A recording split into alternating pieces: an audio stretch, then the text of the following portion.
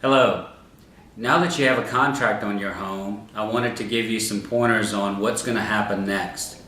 And we'll call this the contracts video so that when you are going through the process of actually doing your inspections and things and getting things ready for the magical date of closing, I want to make sure that we go through and have everything together that we need for that date so that we hit that date on time. It's nothing like a closing on time, and that's what I pride myself in doing. So here we go. Make sure first that I have a copy of the contract. That is very, very important, that as soon as you write that contract and get it accepted, that either the realtor or you send me a copy of the contract, or at least send me an email or call me and let me know, hey, I've got a contract on a home. I know that we've talked previously about negotiating the offer, but now we have something in writing. I can get going on things that I couldn't before. The other thing is, if I haven't gotten your signatures already on all the loan documents, which I don't think I've gotten a couple of signatures from you at this point, we will need to either get together or I'll need to send those documents to you so that we can get those signed. And the third thing is, let me know about the home inspection. When you go through the home inspection, that's really kind of D-Day. That'll tell us if you're going to buy the home or not, in case something came up that we weren't expecting on the actual home inspection, so that we can get going on ordering the appraisal and things of that nature. And that's when we start spending money on the file. So that home inspection is a real key component of this process, because we've got to get that appraisal and the flood certification, all of those things going forward now that you know that you're going to buy the home. And then after that, we want to make sure that we get the insurance phone number and name. Who are you going to use for insurance?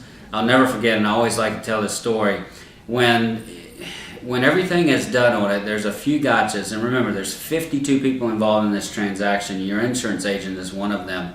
And what we don't want to happen is this home have a claim on it 3 years ago and the seller didn't fix it, or something that's really just off the charts goofy, that we want to make sure we can get this home insured and get your process continuing to move forward.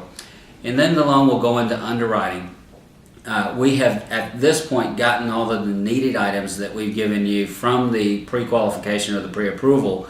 So if there is anything lacking that we've asked you guys to get us, make sure that we get that pay stub or that bank statement or page 5 of that bank statement or 401k withdrawal statement or a gift letter or gift funds. Those are some of the examples. And then it'll go into underwriting. Once the underwriter is finished with it, that process takes about 7 days from the time that we sign our documents. And once that process has taken place, she'll give us what's called as conditions. And once those conditions come out, it's typically not things that we need from you. I'll give you an example of one of the things that you've gotten recently that we'll need from you, and that's the appraisal disclosure and a copy of your appraisal. So when you get the copy of the appraisal, that comes with a disclosure that you need to sign acknowledging that you've received a copy of that appraisal, and then anything else that we might ask for. Remember, those conditions that come back from underwriting need to be gotten to us no later than about 24 hours from the time that we've asked for them, unless there's special circumstances that we've already discussed.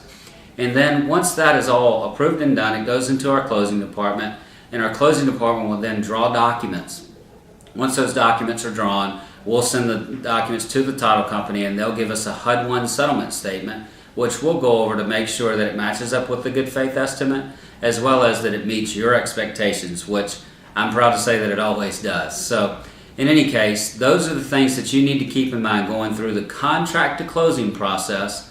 And I want to make sure that you've got something to refer back to just in case you've forgotten a step along the way. Remember, I've been doing this for a long time. I know you haven't, although this may be the 4th, 5th, 6th home that you bought. Things change in our industry, and I want to keep you abreast of all the steps that we need to go through from the time that you write the contract until the time of closing. And I want to hit that date on time every time. Remember, we're a phone call away, we're an email away. You've got all our contact information. Please don't hesitate to give us a shout or send us an email, and we'll get back to you just as soon as we can. And remember, at closing, make sure that you've got certified funds available. So we'll either need a cashier's check or a wire to the title company. And if that's a step that we need to plan for in case your money's out of town or an investment account that takes a little bit of time to get, make sure that we have gone through that process, which I'm sure we have, but if we haven't, bring that to our attention so that we can get things rolling. Also, if you're not going to be available at closing, we need to get a power of attorney or get set up for a mail out to you. So please, please, please bring those things to our attention. Have a great day. Thanks so much, and we'll talk to you once we get to the closing date. Take care. Bye-bye.